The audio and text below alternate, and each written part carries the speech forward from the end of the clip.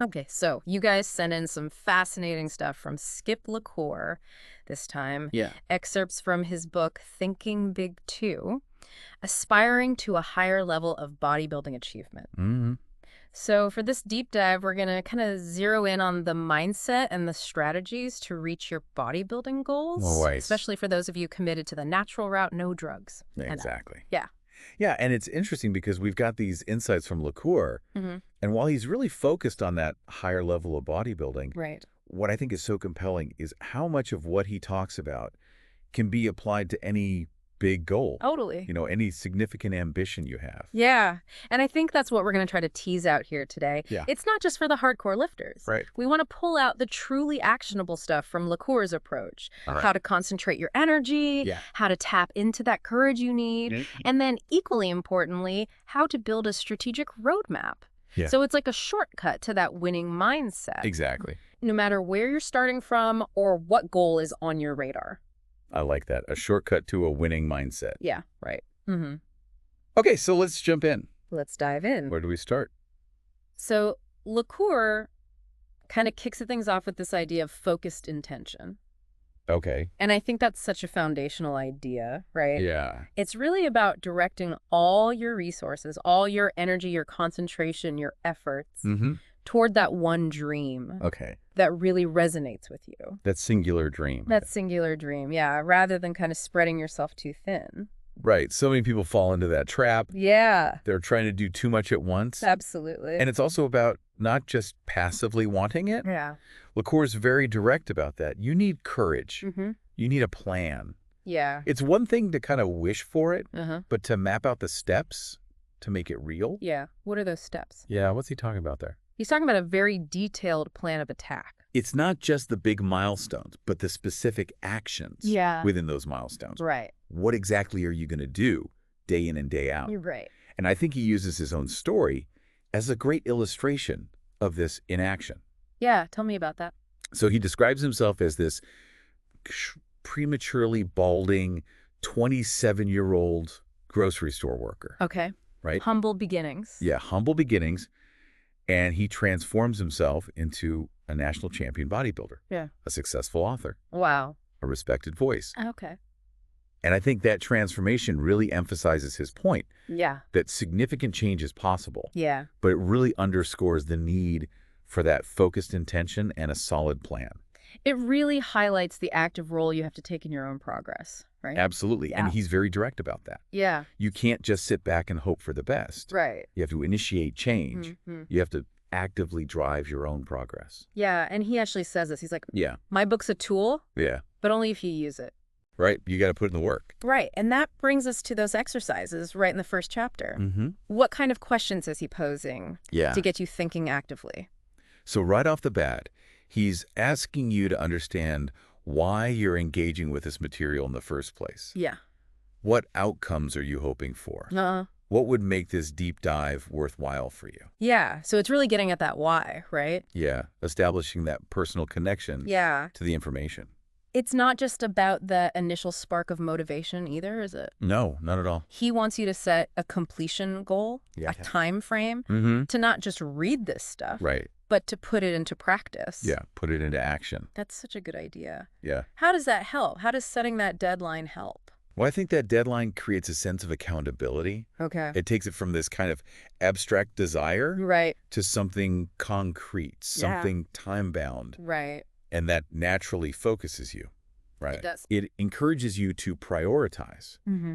And then moving into chapter 2, LaCour introduces this idea of crafting a personal mission statement Okay, for your bodybuilding goals. right. But I think it's important for you, the listener, to think about how you can adapt this to other areas of your Yeah. life. Mm.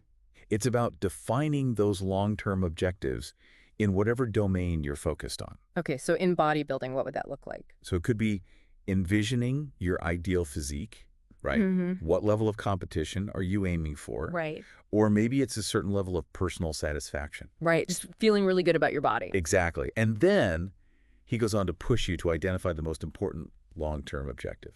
Oh, so even within that, you have to really narrow it down. Narrow it down. Why is that so crucial? Well, by picking that one most important goal, You really create that central point of focus. Good. You filter out distractions, and you make sure all your actions are aligned with what really matters in the Okay. long run. Okay, that Yeah. makes sense. And crucially, I think this is really important. Yeah. He wants you to understand your commitment Oh, to interesting. these goals. Okay. Why are you doing this? Yeah. Why is this important to you? Especially when things get hard, right? Especially when things get hard. You're going to hit plateaus. Absolutely. You're going to have setbacks. You're going to have setbacks. What keeps you going? Exactly. What are those deep reasons? Yeah. What are those values that will keep you moving forward? Okay. And then he gets into the practical stuff, right? Yeah. He wants you to outline the steps, the actions Right. that are essential to take to get to that goal. So it's taking that big picture, the big vision, and breaking it down. Breaking it down into manageable steps. Manageable steps. Yep. Yeah. Yep. How detailed does he want you to get here? He wants you to be as specific as possible. Okay. So instead of just saying, train harder, Right. Which is what so many people say. which is what so many people say, Right. you would define what that actually means. Yeah. You know, what are the specific exercises? Great. What are the sets and reps? Right. How are you going to track progression? That makes so much sense. The more detailed the plan, Yeah. the clearer the path. The clearer the path forward. Yeah. I like that. And he also talks about character qualities here. Oh, interesting. So it's not just the physical actions. Okay. Do you need to develop more discipline? Uh-huh. Do you need to cultivate patience? Yeah. You know, how's your mental toughness? Yeah, that inner game is huge. Right. Huge. Okay, so chapter 3 gets kind of philosophical. Yeah, a bit, yeah. He wants you to think of your bodybuilding journey, or any big pursuit, really, as creating a masterpiece. A masterpiece, yeah. What does that even mean? So it's about envisioning the highest possible expression of your physical potential, Okay. sculpted through effort and dedication. Right. It's that feeling of having truly maximized your natural capabilities. Yeah.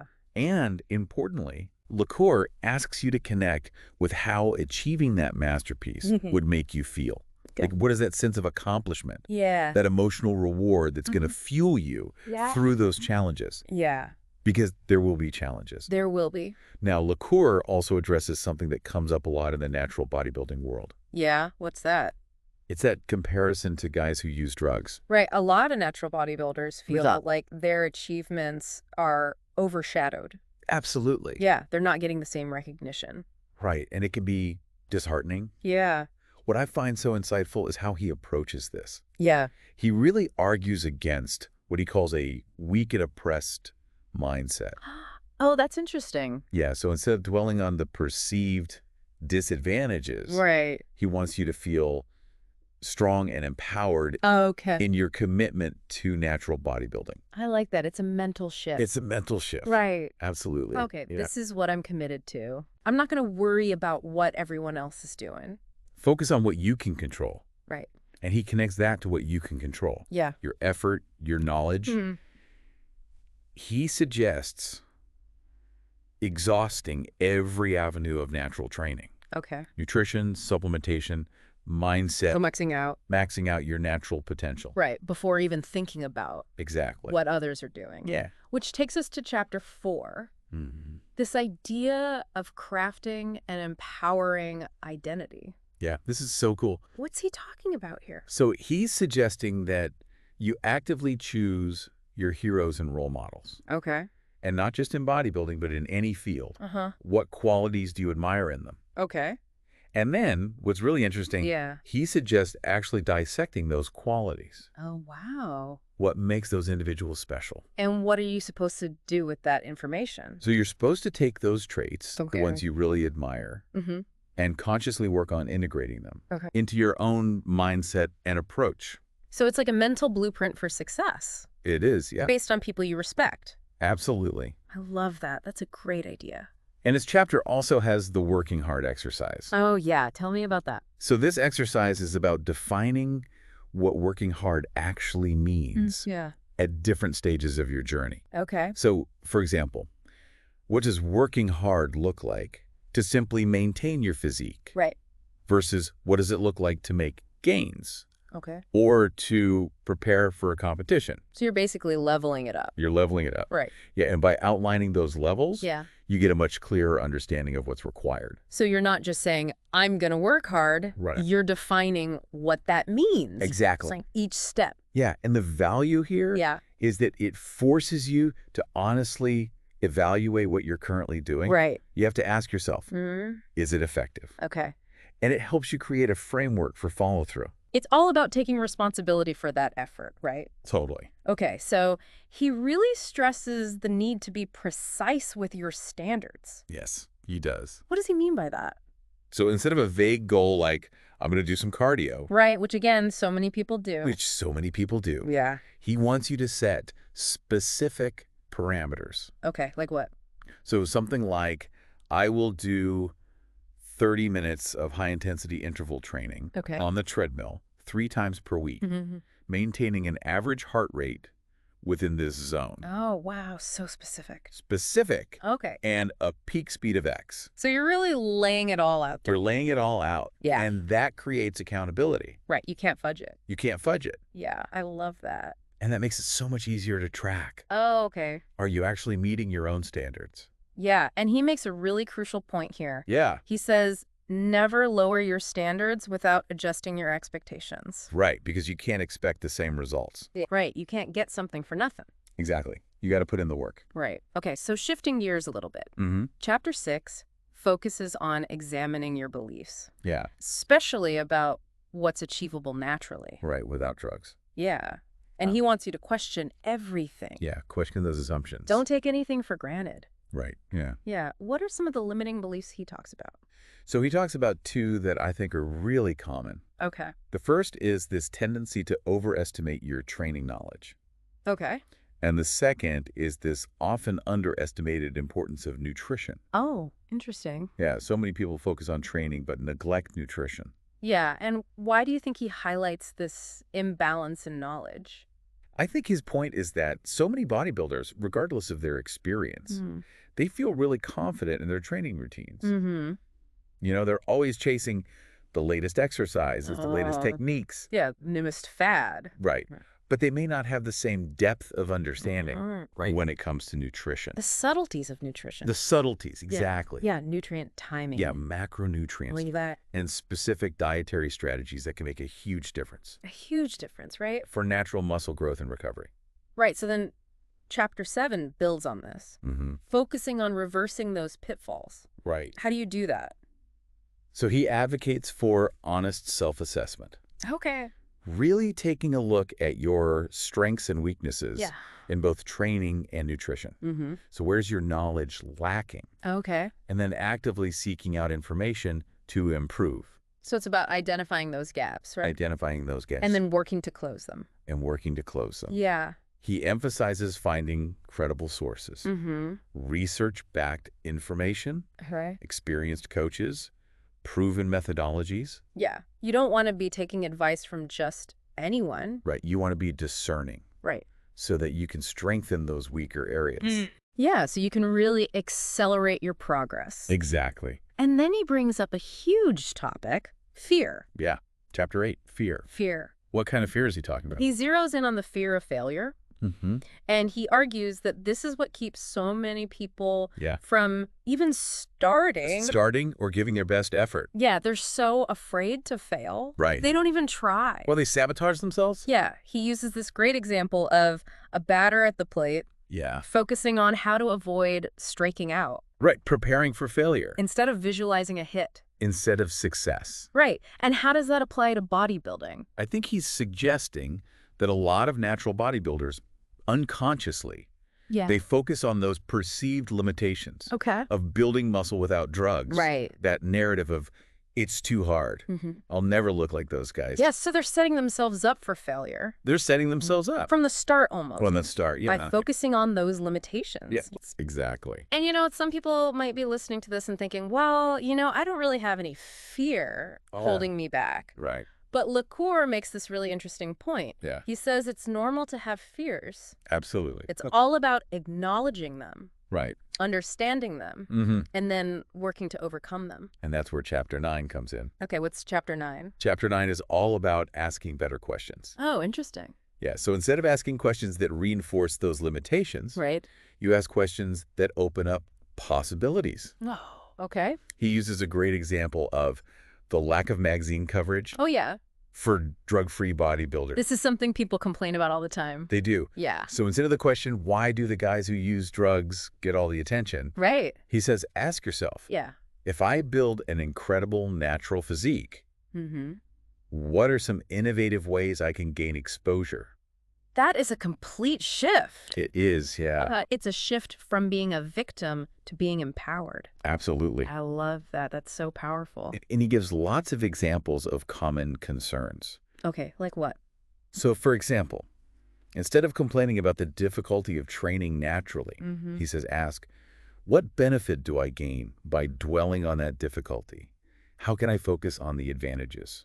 That's a great question. It is, yeah. Okay. It's about reframing. Yeah, it's about changing your perspective. Exactly. And I think it's important to point out, too, Yeah. that he's not saying these questions are easy to answer. No, not at all. Right. He's saying it's a process It's a process, yeah. of examining those beliefs, Mm-hmm. even if it means admitting Yeah. you've been holding yourself back. Admitting those limitations. Yeah, and being willing to let them go. Absolutely. And he also reminds us, Yeah.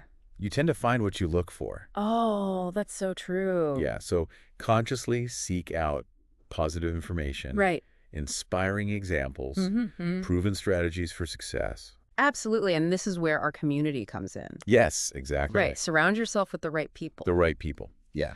Okay, so let's move on to chapter 10. Yeah. This one is all about the mental game. The mental game, such a huge part of this. Yeah, he starts by saying that mental challenges are totally normal. They are, even for champions. Right. Everyone faces them. It's not about avoiding them. No, it's about how you respond. Exactly. And he makes this point Yeah. that you, the listener, you have the mental strength to overcome these challenges. Absolutely. You have it within you. Champions aren't defined by the absence of obstacles. Yeah, that's such a good point. They're defined by their ability to persevere. To persevere, to push through those obstacles. Push through. Yeah, I love that. So he encourages you to become aware of your own patterns Oh, okay. of empowering and disempowering thoughts. Oh, interesting. So how do you do that? He suggests paying attention to your internal dialogue, Okay. especially when you're feeling confident. Hmm. Or when you're struggling. Okay. What are you telling yourself in those moments? Because we all do that, right? We all do, yeah. We have that inner voice. The inner voice. And sometimes it's super helpful. Yeah. Sometimes it's really not. Sometimes it's holding you back. Yeah, so becoming aware of those patterns, That's the first step. that's the first step to changing them, right? Exactly. Okay, so then we move on to chapter 16. Chapter 16, yeah. This one's fascinating. Yeah, this is where he talks about programming your brain Okay. for peak performance, Using what? routines, and anchors. What are these anchors he talks about? So an anchor is a mental trigger. Okay. It could be a sensory cue, Like what? like a certain song, Okay. a visualization, Mm-hmm. even a physical action, like a clap or a phrase. Oh, interesting. And you associate that with a feeling of peak focus and confidence. So you're basically training your brain You're training your brain to respond in a certain way. to respond in a certain way. To that trigger. Exactly. Yeah. And the idea is that when you activate that anchor, Mm-hmm. it brings you right back to that mental state. So you can use this right before a workout Yeah. Or even during a tough set. to get yourself in the zone. Exactly. Okay, that's a really cool idea. It is, yeah. And then in chapter 17, he talks about downtimes. Those inevitable downtimes. Yeah, the times when your motivation dips. Yeah, when progress feels slow. And he stresses that these are normal. They are, even for the best athletes. So it's not a sign that you're failing. Not at all. It's just part of the process. It's part of the process, yeah. And he gives some tips for dealing with them. He does, yeah. What are some of the things he recommends? So first, recognize that they're temporary. Okay. This too shall pass. Right. And then take a step back to gain perspective. Mm-hmm. Don't get caught up in the negativity. Okay. He also says, set realistic short-term goals. Oh, interesting. Yeah, to rebuild momentum and remind yourself of past successes. That's a good one to build that confidence back up. Build that confidence. Yeah. It's about taking action. Yeah, not just wallowing Exactly. in that negative state. Yeah, don't let it linger. Okay, and then chapter 18, Mhm. he talks about turning your worst days into your best days. This is a great concept. Yeah. So it's all about mindset. Right. How you choose to look at those tough times. Exactly. Instead of getting discouraged, Mm-hmm. he wants you to see those challenges as opportunities. Okay. opportunities for growth, Uh-huh. for building resilience. To reaffirm your commitment. Yeah, that's so important. I love that. And he shares a personal example here. Oh, yeah. Tell me about that. So he talks about a competition where he didn't do as well as he hoped. Okay. And initially, he was really deflated. Right. Who wouldn't be? But then he made a decision Mm-hmm. to reframe that experience. Okay. What could he learn from it? Yeah. And he used that to come back stronger. That's so inspiring, right? It is, yeah. It's like you can learn from anything Absolutely. if you have the right mindset. If you have the right mindset. Okay, so Yeah. chapter 19, Chapter 19. this is where he talks about never standing still. You are never standing still. What does he mean by that? He means that even seemingly small actions or even inactions, Okay. they have a cumulative effect Okay.